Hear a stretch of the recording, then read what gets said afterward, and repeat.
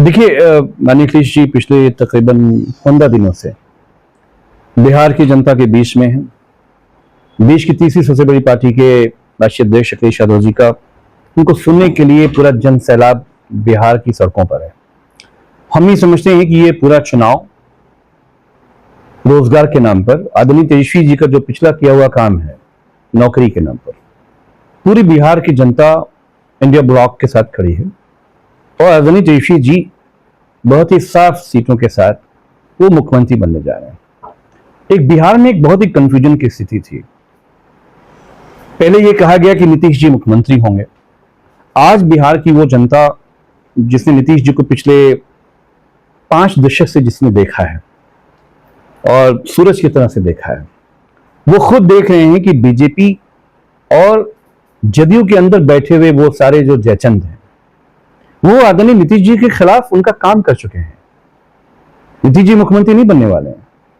मेरे नेता माननीय अखिलेश जी ने बहुत साफ कहा कि बीजेपी आरएसएस इस्तेमाल कर रही है नीतीश जी का, अब वो अब कभी बिहार में उनको मुख्यमंत्री नहीं बनाएगी। इसलिए जो अति पिछड़ा समाज है, जो मुसलमान भी कहीं जदयू से जुड़े हुए थे एक पुराने रिश्ते की वजह से, वो भी टूट रहे हैं। और कल जो पोलिंग होने वाली है वहां पर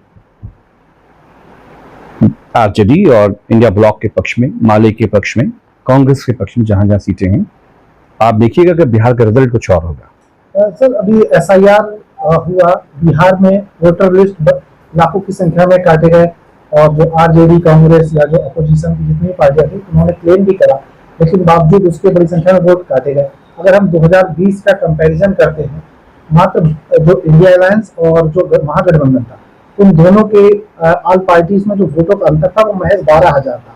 क्या आपको लगता है कि चुनाव आयोग जिस तरीके से काम कर रहा है, जो इंडिया अलायंस आरोप लगा रहा है, उन परिस्थितियों में क्या बिहार में अपोजिशन जीत हासिल कर पाए? देखो, चुनाव आयोग अपना इकबाल खो चुका है।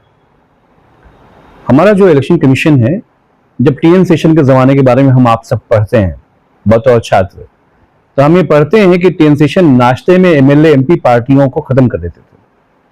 वो ऐसे इलेक्शन कमिश्नर थे, उन्होंने किसी पार्टी को नहीं छोड़ा। पक्ष हो, विपक्ष हो, जनता पार्टी हो, कांग्रेस हो, कम्युनिस्ट पार्टियां हो, वो ऐसे इलेक्शन कमीशन थे जिनको याद किया जाता है। और आज क्या हो रहा है?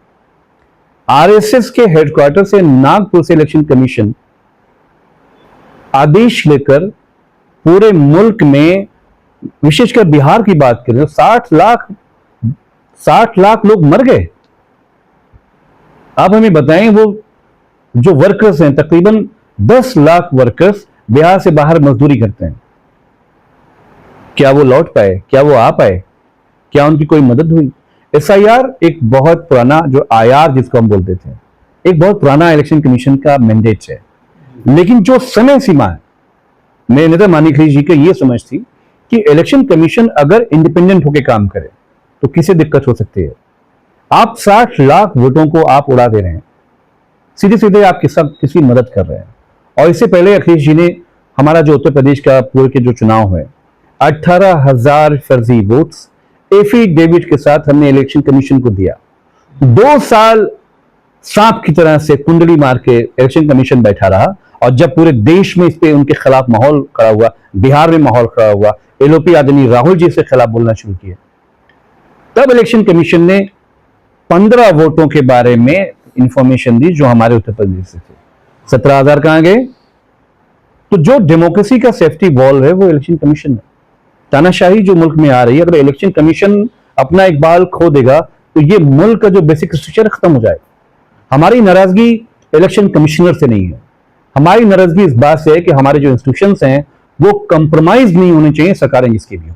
लेकिन जिस तरीके से आज आपने भी जब देखा होगा कि राहुल गांधी जी ने प्रेस कॉन्फ्रेंस की हरियाणा में, और उन्होंने बड़ी संख्या में 25 लाख के करीब उन्होंने दावा किया है कि फर्जी वोट जोड़े गए हरियाणा चुनाव में। बिल्कुल आप ठीक करें। आदरणीय ब्राजीली मॉडल वो बड़ा ही चौंकाने वाला था। एलओपी तो 22 जगह उसने वोट डाले 10 बूथों पर, ऐसे कई और मतदाता थे। समाजवादी पार्टी ये कहना चाहती है कि एलओपी आदरणीय राहुल जी जो बात कह रहे हैं वो बिल्कुल सही कह रहे हैं। चाहे ब्राजीलियन मॉडल हो, चाहे कोई पोर्न स्टार हो, चाहे कोई किसी बड़े देश के राष्ट्रपति हो, उनके नाम पे कहां कहां वोट्स बने हुए हैं। आपको मालूम है क्या क्या हो रहा है? एक तो ये है कि जो वोट्स, मान लीजिए कि आप मुरादाबाद में बैठे हैं और कोई बंबई में काम कर रहा है, कोई कलकत्ता में काम कर रहा है, कोई दिल्ली में मजदूरी कर रहा है, तो यहां वोट अगर वो देने नहीं आए तो वो वोट पड़ गया। पन्ना प्रमुख जी जो बैठे हुए हैं, कैसे पड़ गया? पुलिस फोर्स के कांस्टेबल्स के जरिए फर्जी आईडी के साथ वो वोट डाले जाते हैं। ये यूपी में हुआ है, यूपी में हुआ है।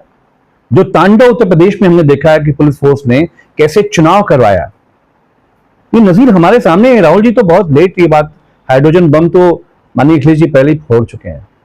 और हम सिर्फ इतना कहना चाहते हैं कि मेरे नेता अखिलेश यादव जी, ये जेपी मूवमेंट की विरासत है, माननीय नेता मुलायम सिंह यादव जी की विरासत है। इलेक्शन कमीशन को यह समझना चाहिए कि आप कहीं भी जाओ, आपका पीछा छोड़ने वाले समाजवादी पार्टी के लोग नहीं है। मोकामा में एक इसी से एक बड़ा सवाल ये भी है कि एसआईआर पे तो आप लोग सवाल उठा रहे हैं और आप उसी चुनाव आयोग के सारे चुनाव पर जा रहे हैं, तो मतलब देश आरएसएस और ये देश आरएसएस मोदी के बाप का नहीं है। ये देश बनाने वाले कौन लोग हैं? किसने बनाया देश को? गांधी ने, नेहरू ने, भगत सिंह ने, लोहिया ने, डॉक्टर अंबेडकर ने, इन्होंने मुल्क बनाया है।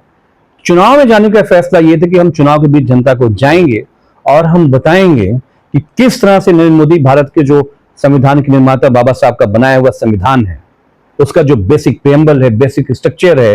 और इलेक्शन कमीशन, मैंने आपसे पहले भी कहा कि टीएन शेषन साहब ऐसे इलेक्शन कमिश्नर थे, कांग्रेस हो, जनता पार्टी हो, लेफ्ट हो, पार्टियां खत्म कर देते थे नाश्ते पर और उनसे कोई एतराजात नहीं करता था। एमएलए एमपी के सपनों में आया करते थे कि पता नहीं इलेक्शन कमीशन की निगाह में हम आ गए तो हमारा क्या होगा।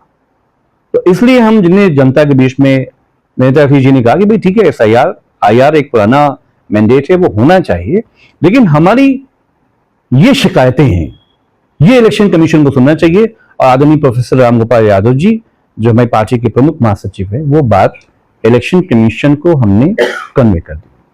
बिहार में मोकामा में जो प्रचार हुआ है केंद्रीय मंत्री लल्लन सिंह है, उनका एक सोशल मीडिया पर वीडियो वायरल हुआ, बच्चे के साथ में वीडियो वायरल हुआ, किस तरह से देखते हैं? देखिए, कुछ भी हो, जो कुछ बिहार में हो रहा है, और अनंत सिंह जैसे लोग, एक प्रत्याशी के परिवार के, एक समाज के, एक हत्या हुई, कट्टा नहीं चला, बंदूक नहीं चली है, गैंग।